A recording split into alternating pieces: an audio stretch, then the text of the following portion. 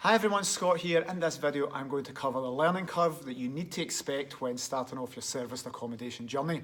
So a lot of people, if not all people, underestimate just how long it takes to get the knowledge required to even just be a mediocre, average serviced accommodation operator. So I'm going to give you some examples here. Firstly, the setting up of the property. There are lots and lots of things to do. Buy to let, you might have it unfurnished, so you have the basics. You've done your pat test and your gas safety, etc. It's done.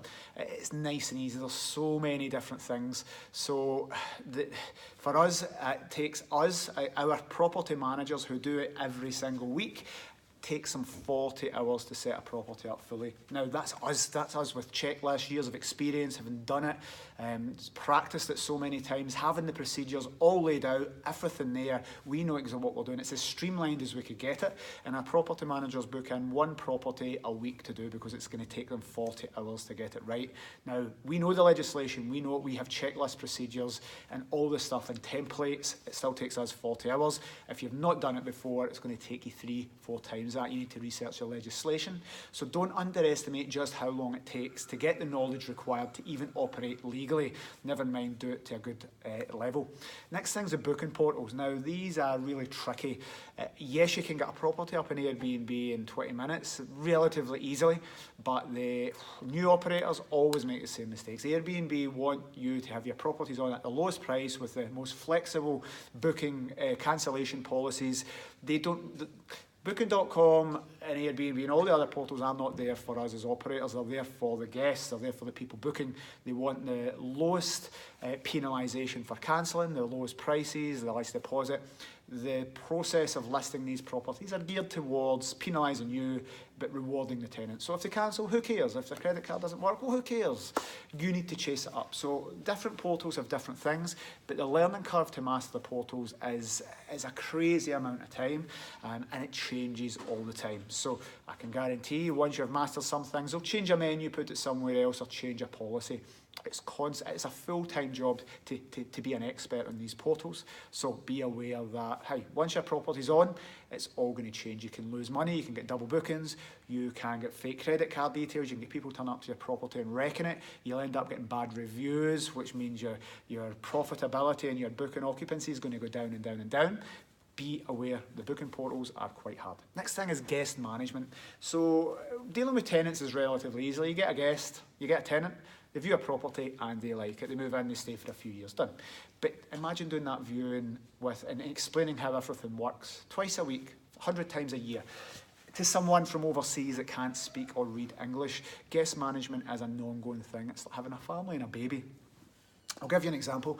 I just assumed everybody could use key boxes. You put the code down, 4-digit code, get the keys out, put the key in the door and open it. But I'd say 1 in 10, maybe more than 1 in 10, definitely more than 10% of people think, despite me giving them videos and all the check-in emails, that putting a code into a key box opens the door.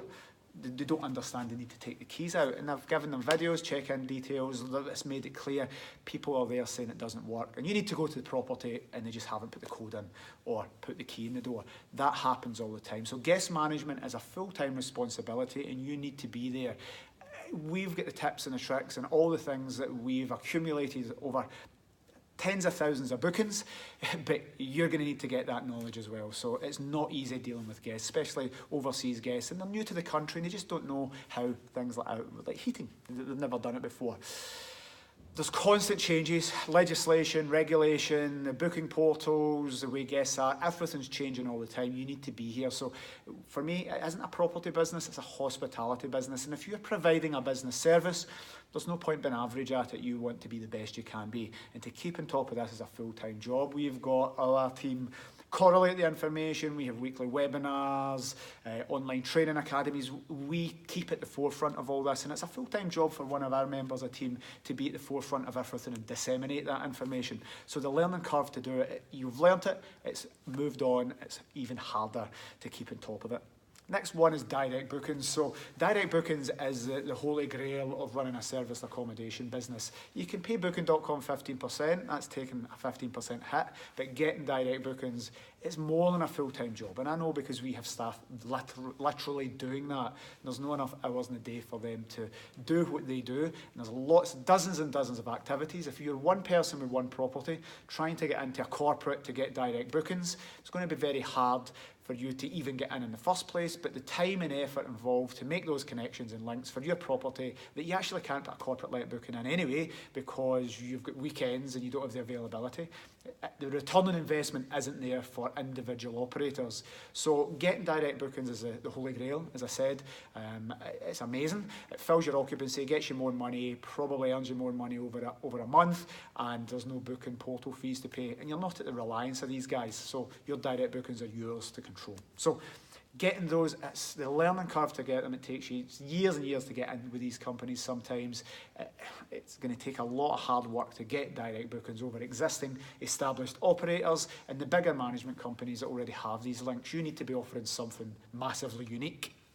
So this might all sound negative, but I want to put something to you that's a different way of thinking. A lot of people don't want to use management companies. They say, I'm not paying the fee. But if you take the direct correlation, let's say you're taking our 20% service, full business management, give us the keys and you never need to look at your serviced accommodation again.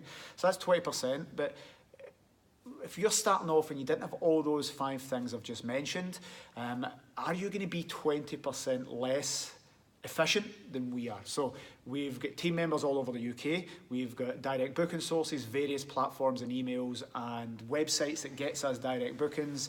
We have incentives, a network, 40 property managers all over the UK, lots of 20 HQ staff. Our resources and our operations allow us to do all this streamlined and make it much more efficient. Are you going to be just 20% less efficient than a big, massive machine? No, of course you're not. And let's not take pillow. Let's say you're opening up a cafe versus you're opening up a restaurant versus TGI Fridays. You've never done it before.